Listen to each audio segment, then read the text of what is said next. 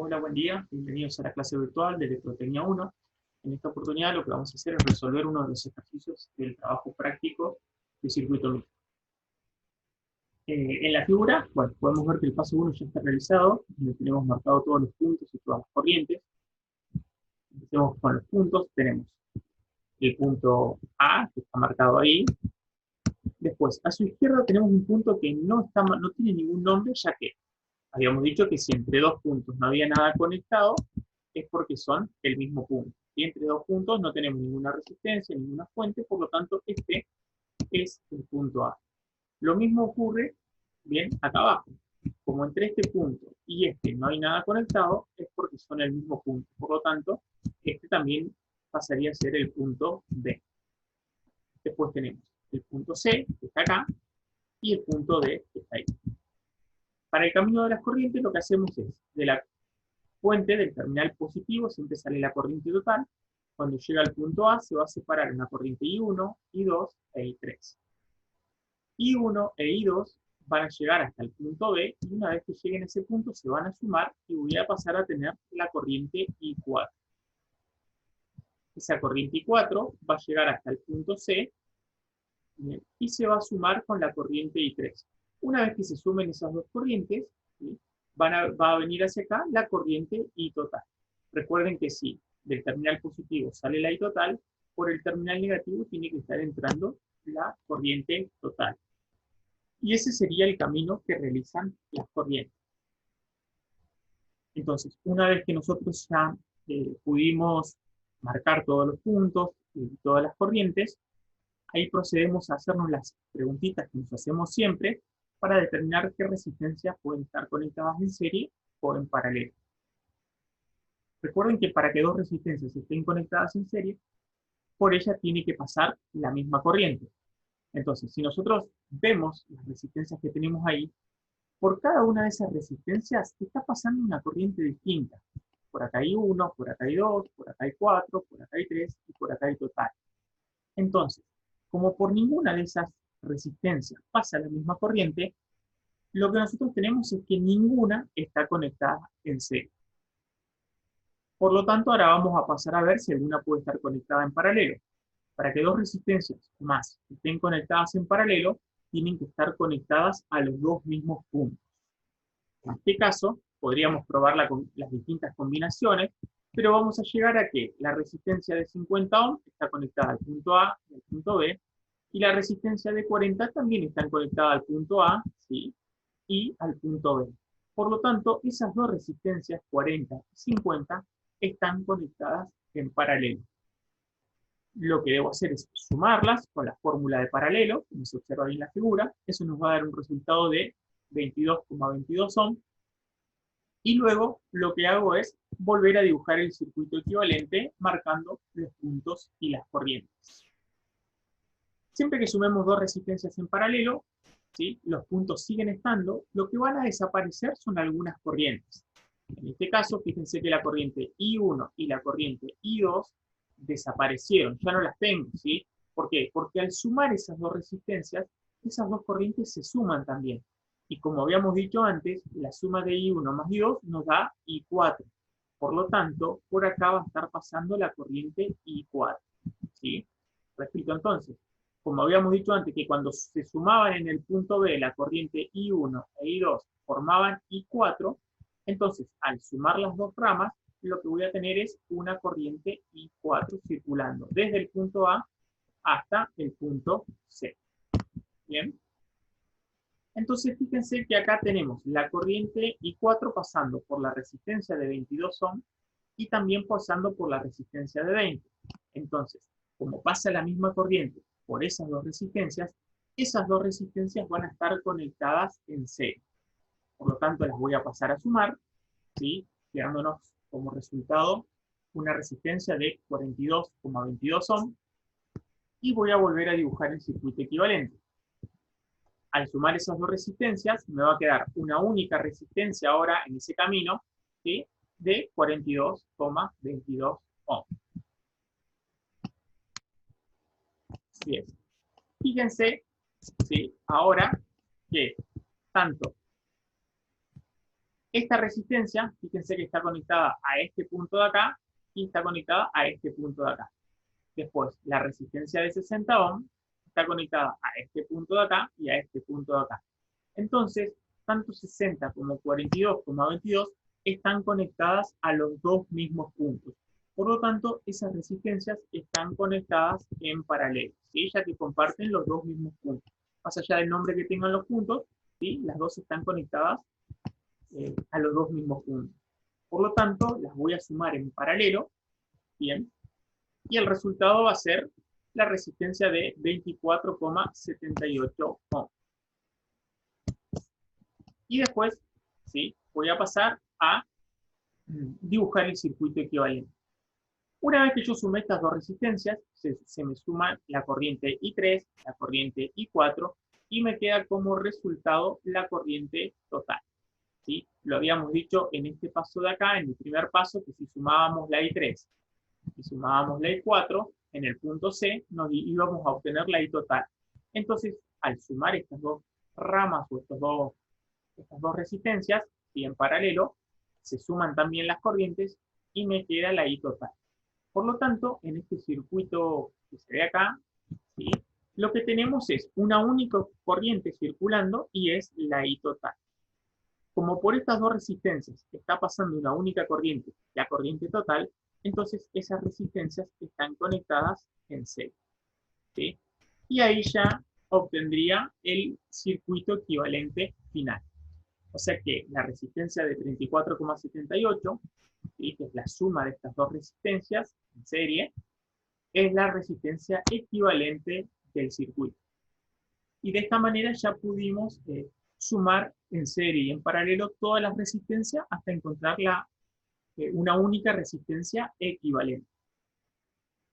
Una vez que llegamos a este paso, lo que tenemos que hacer es volver hacia atrás en los circuitos equivalentes, calculando los distintos parámetros, ya sea voltaje o corriente, de acuerdo a lo que corresponde. Entonces, lo primero que empezamos calculando en este circuito de acá, en el último circuito equivalente, ¿sí? Es la corriente. Para eso lo que vamos a hacer es enumerar los circuitos equivalentes. Vamos a empezar por el primero, segundo, el tercero, el cuarto, y este último va a ser el quinto. Y como dijimos hace un ratito, tenemos que empezar en el último circuito. O sea que vamos a empezar en el circuito 5. ¿Sí? ¿Qué podemos calcular acá? La corriente total. La corriente total va a ser igual a la fuente de voltaje, porque es el único voltaje que tenemos, dividido la resistencia total. Bien, o sea que nos va a quedar 45 volts dividido 34,78. Eso nos da un valor de 1,29 amperes. Una vez que calculé la corriente total en este circuito, voy a pasar al circuito equivalente número 4. Siempre voy volviendo, ¿sí? Hacia atrás, sin saltearme ningún circuito equivalente. En este circuito podemos ver que la corriente ya la conocemos, es una sola y es la corriente total que acabamos de calcular recién. Entonces lo que voy a calcular son los voltajes. El voltaje que hay entre el punto A y el punto C, y el voltaje que hay entre el punto C y el punto D. ¿Sí? Entonces, ese voltaje, ¿sí? Se va a calcular con la resistencia, el voltaje VAC, se va a calcular como la resistencia que está conectada entre esos dos puntos por la corriente que pasa, que es la I total. Entonces me va a quedar VAC igual a 24,78 por 1,29, que es la única corriente que tenemos hasta el momento. ¿Sí? Y ahí tenemos el voltaje VAC. Después, para calcular el voltaje VCD, ¿sí? Acá lo que tenemos, ¿sí? Es que usar la resistencia de 10 ohms, que es la que está conectada entre el punto C y el punto D, y la corriente total, que es la única corriente que tenemos hasta ahora. Y nos va a quedar que BCD se calcula como 10 ohms por 1,29. Si yo sumo estos dos voltajes, debería de obtener el voltaje total de la fuente. Bien, si nosotros lo sumamos, en vez de llegar a 45 volts justo, vamos a tener 44,87 volts. ¿Sí? Eso es un valor aceptable y se debe, digamos, a que, bueno, venimos recortando algunos decimales en el camino, ya sea en el cálculo de la corriente que tenemos acá, o también cuando fuimos sumando resistencias en paralelo. Al ir despreciando decimales, hace que obtengamos una pequeña diferencia con el valor que deberíamos obtener, ¿sí? Pero, de todos modos, estamos muy cercanos y es un valor, como les decía, totalmente aceptable. Una vez que ya calculé los voltajes, voy a pasar a calcular lo que serían voy a pasar al circuito siguiente. En este caso va a ser el circuito 3. En el circuito 3, si acá yo calculé ya los voltajes, en el circuito 3 lo que voy a hacer es calcular las corrientes. Fíjense que ahora aparece la corriente I3 y la corriente I4. Bien, entonces, ¿cómo voy a calcular la corriente I3? Acá se ve el punto B, pero en realidad este punto, ¿sí?, debería ser el punto C que tenemos acá. Quedó mal marcado, pero debería de ser, fíjense que este punto C debería de ser acá. Este punto B en realidad desaparece, cuando se suman estas dos resistencias, debería desaparecer.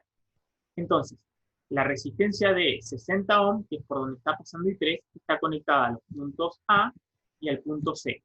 Por lo tanto, el voltaje que voy a usar es el voltaje VAC. Bien, entonces la I3 se va a calcular como el voltaje VAC, que dijimos que era 31,97, dividido la resistencia de 60 ohm. Repito, la I3 empieza en el punto A, termina en el punto C, por lo tanto uso el voltaje VAC. ¿Qué resistencia está conectada entre medio de esos dos puntos? La resistencia de 60 ohm. Entonces me va a quedar el voltaje VAC dividido la resistencia de 60 ohm. Eso da un valor de 0,53 amperes. Como estas dos resistencias estaban en paralelo, ya que las sumamos en paralelo, el voltaje es el mismo. O sea que la corriente I4 se va a calcular con el mismo voltaje, que es el voltaje VAC, dividido la resistencia por la que está pasando. ¿Por qué resistencia está pasando? Por la de 42,22. Bien. Y de esa manera ya calculamos la corriente I3 y la corriente I4. Una vez que terminamos esto, pasamos al siguiente circuito equivalente, y acá podemos ver que las corrientes ya las tenemos I total, tenemos I3, tenemos I4, y en este circuito lo que se nos agregó ahora sí es el punto B. ¿Sí? ¿Se acuerdan que antes dijimos que este punto en realidad debería ser el punto C, porque es el mismo que está ahí? ¿Sí? Y ahora sí nos agregó el punto B. Entonces, como las corrientes ya las tenemos todas, ya las conocemos, lo que vamos a hacer es calcular los voltajes. ¿Qué voltaje vamos a calcular?